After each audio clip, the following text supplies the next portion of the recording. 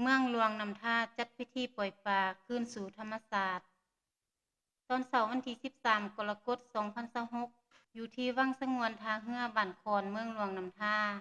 ได้มีการจัดพิธีปล่อยปลาเนื่องในโอกาสวันปล่อยปลาแห่งชาติ13กรกฎาคมโดยการเป็นเกียรติเข้าร่วมและกล่าวเปิดพิธีของท่านคำลาแลงศยธรรมห้องเลขาผักเมืองประธานคณะกรรมการปกครองเมืองมีท่านพิมพ์แก้วธรรมสินกรรมการพรรคแขวงหัวหน้าแผนกกสิกรรมและสิ่งแวดล้อมแขวงท่านสิงห์ไส้พรสวัสดิ์กรรมการพรรคเมืองหัวหน้าห้องการกสิกรรมและสิ่งแวดล้อมเมืองมีกรรมการประจำพรรคเมืองกรรมการพรรคเมืองหัวหน้าห้องคณะกรรมการปกครองตาแสงองค์การปกครองบ้าน5บ้านนักธุรกิจและผู้ประกอบการพ่อแม่ประชาชนเข้าร่วมการจัดพิธีในครั้งนี้ดำเนินไปโดยการสมทบกันระหว่างห้องการกสิกรรมและสิ่งแวดล้อมเมืองหลวงนำท่า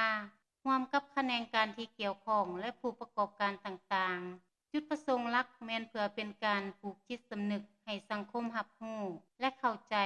ต่อกับการอนุรักษ์สัตว์น้ำชีวนานาพันธุ์ในน้ำที่เป็นแหล่งอาหารเลี้ยงชีพของพวกเฮามาแต่ดึกดำบรรพ์แม้นนั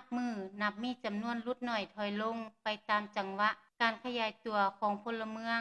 และด้วยการทำลายของมนุษย์ที่นำใส่เครื่องมือที่ผิดต่อระเบียบกฎหมายเช่นว่า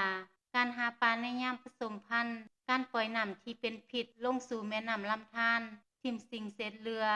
และนำใส่สารเคมีเข้าในการผลิตและอื่นๆที่เป็นอันตรายต่อชีวนานาพันธุ์ในน้ำเฮ็ดให้สัตว์น้ำบางชนิดบ่สามารถแพร่พันธุ์และนับสูญพันธุ์ฉะนั้นเพื่อสกัดกั้นบ่ให้สัตว์น้ำสูญหายและสร้างความดุลเดียงทางธรรมศาสตร์ไว้ให้ลูกให้หลานได้ใช้ได้เบิงได้ส้มรัฐบาลจึงได้กำหนดเอาวันที่13กรกฎาคมของทุกๆปี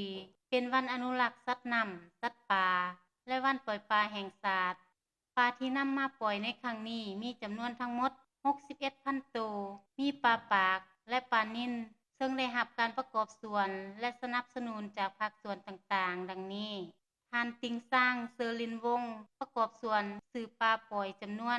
50,000 ตัวแผนกกสิกรรมและป่าไม้แขวงประกอบส่วนจำนวน 6,000 ตัวท่านนางเลี้ยงทาวรฟาร์มเลี้ยงปลาน้อยบ้านดอนมูลประกอบส่วนจำนวน 5,000 ตัวในโอกาสดังกล่าวท่านประธานพิธียังได้เรียกร้องให้องค์การปกครองทุกขั้นตลอดฮอดประชาชนบรรดาเผ่าช่วยกันปกปักรักษาชีวนานาพันธุ์และห้ามหาปลาแบบดับสูญอย่างเด็ดขาดเช่นการใส่ไฟช็อตยาเบื่อและระเบิดซึ่งเป็นการกระทำผิดต่อระเบียบกฎหมายบ้านเมืองทุกคนต้องมีส่วนร่วมในการอนุรักษ์ปกปักรักษาสัตว์น้ำสัตว์ป่าให้ยืนยงและกลายเป็นแหล่งอาหารที่สำคัญไว้ให้ยาวนานจนฮอดเส้นลูกเส้นหลานตอนท้ายพิธีก็ยังได้มีการมอบใบย่องย่อให้แก่บรรดานักธุรกิจและผู้ประกอบสวนอุปถัมภ์พันธุ์ป่าที่นำมาปล่อยในครั้งนี้เติมอีก